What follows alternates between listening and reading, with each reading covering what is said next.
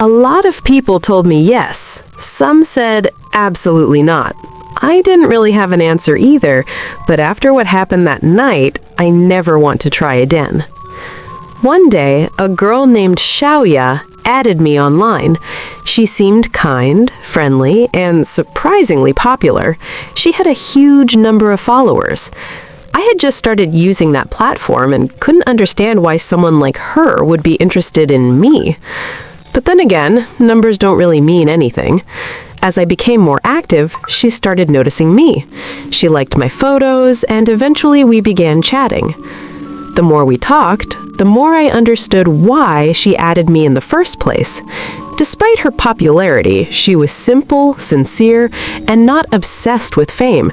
She just liked talking to people. She often sent me her photos, and I sent mine too. We chatted all day, sharing everything about our lives. After 3 months, we were basically one step away from officially being together. Then, just as I was about to ask her out to a movie, something strange happened. That day, she sent me a selfie while cooking. Her smile looked a bit forced, but what caught my attention was something else. "Xiaoya, do you have a guest at your place?" "No? Why?" I looked closely at the photo.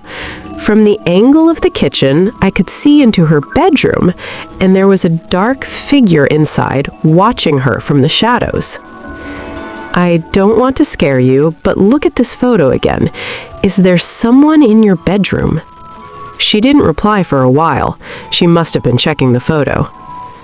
"Maybe it's furniture, but it looks really scary. I'm kind of afraid to check." "You're sure it's furniture? Maybe you should call the police." No reply. I started panicking. "Are you there? Please don't scare me." "I'm here. I just checked the bedroom. It's furniture. But honestly, I'm still scared. It doesn't really look like the shadow in the photo." She sent me a confirmation photo, but I was still confused. I convinced myself it was just lighting. "I checked the whole house. I'm definitely alone." "That's good. Try to relax, but stay careful." She continued cooking, and we didn't mention it again, but the calm didn't last. The next day, she messaged me after work saying she got home safely and sent another smiling selfie. But her expression looked troubled, like she had a rough day. I tried to comfort her. No reply. Hours passed. I stared at the selfie again and noticed something I had missed before. Outside her window, there was someone watching her. This wasn't a coincidence, not a shadow, not a passerby. It was a person. Then a message arrived and my heart nearly stopped. She said she had been kidnapped but still had her phone. She sent me her location and a photo showing she was inside a vehicle.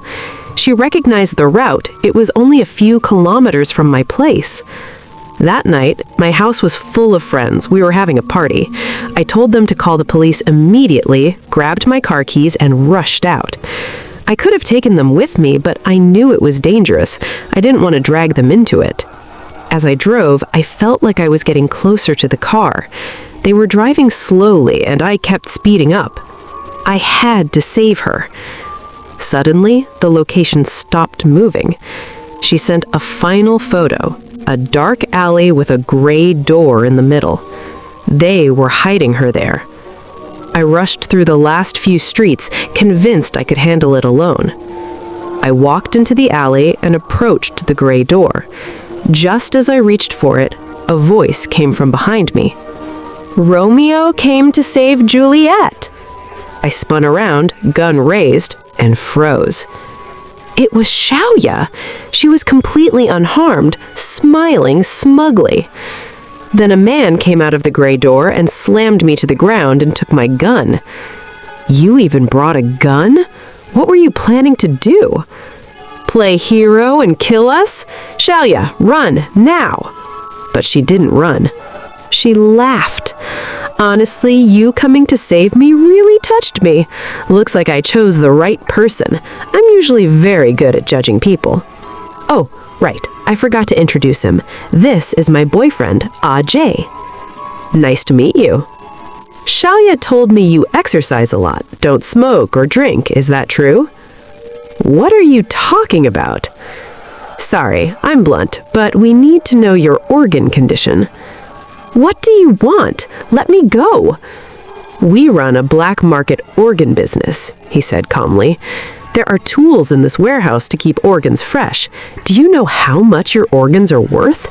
We used to target homeless people, but yours are much better quality.